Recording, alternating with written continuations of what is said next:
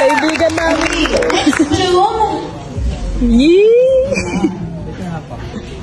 Hello. Ako po pala si JM Vivar. Ayun. Bali, medyo personal talaga yung tanong mo. Gusto ko yung maiiyak kayo. Pati kami. Ayun. Girls, kung if you guys given a chance na makita yung future self ninyo, ano yung message nyo sa kanila as being? Gusto niyo maiyak? Kaya sa ito talaga ako. Ano ba tayo sa isa or ano? Leader? Kayo po, pwedeng... From Stacy. From Gwen. Go, Gwen.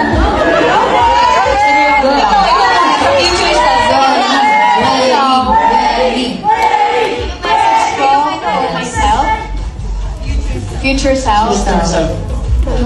Future 70-year-old na. Akala ko yung... tama po ba? Yung Future message self ng... as being po. Gusto ko ngayon sa future self. Sino na lang kaya ito? Let's say in the next 5 years, gano'n.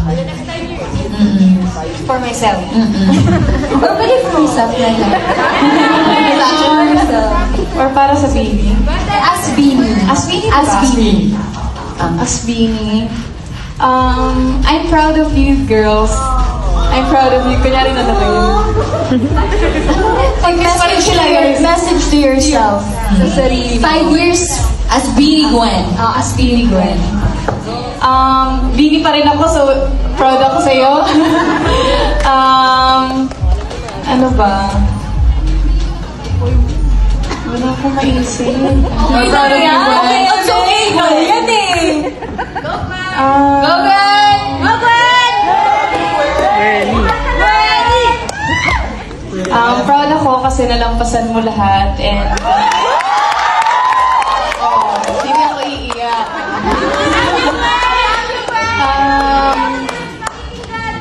Ano ba? Ano ba iisip?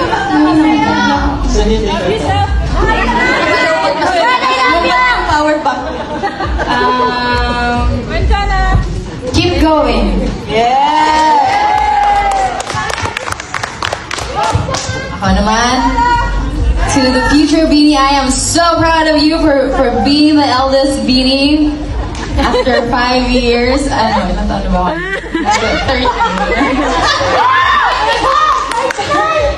30 pero sumasi ang pandrami ko! Or nisang namin. I hope na you're stronger than ever and you're still gonna keep continuing with a heart that's filled with so much fire. Yun!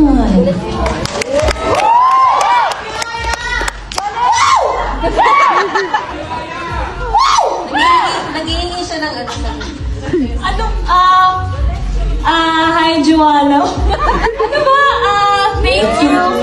Thank you for not giving up. I'm so proud of you. I know how much you've sacrificed and worked just to get where you are.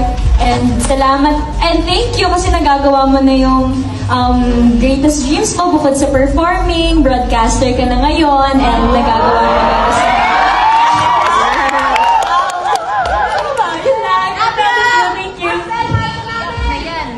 Yes, we love you. Ako, ano sabihin ko? Thank you. Kasi sobrang strong mo. And,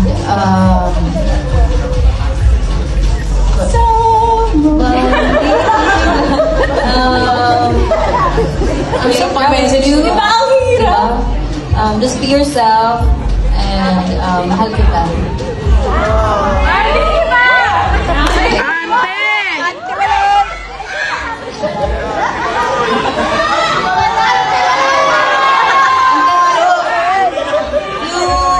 My future self, Beanie Maloy.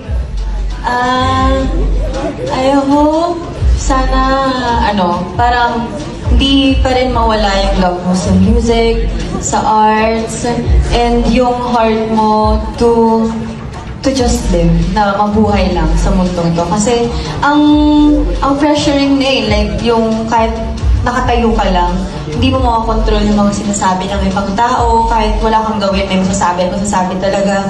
So I hope sa ilang taon ko na yun, kung ilang taon man ako ngayon, sa future Maloy, I hope na andun pa rin yung heart mo, na nakasmile ka pa rin palagi, and yung dilaw Maloy. Yeah. Thank you, I love you Maloy. And you love me. Love you, Ate Maloy! Ate Maloy! Tama na!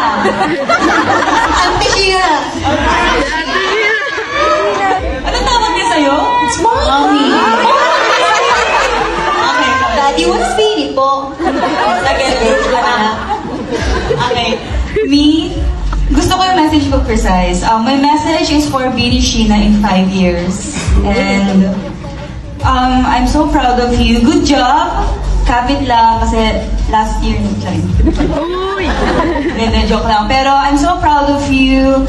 In 5 years, grabe, ang dami mo ng bahay, napatayo, ang dami mo ng dami mo ng pets, dami mo ng ano? Ha?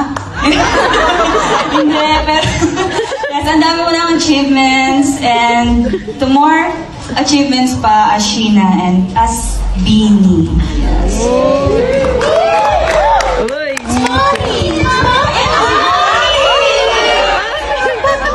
Okay. Children. My message to Mika in 5 years, no? 5 years. I hope that you are closer to the best version of yourself that you have always been aiming for. And sana wag ka mag-stray away from being a good person. Like, kahit sirain ka ng mundo. Tama! kahit sirain ka ng mundo, you are still gonna choose kindness and you are still not gonna stoop down to the lowest of lows out there. Love you, Mika! Love you, Mami! And alagaan mo rin yung mga kotse mong madami. I hope I have a pet farm with my cats, my dogs, my jaguars, my cows, and goats. Yes, thank you. Dami mong alag. I respect. Ako naman,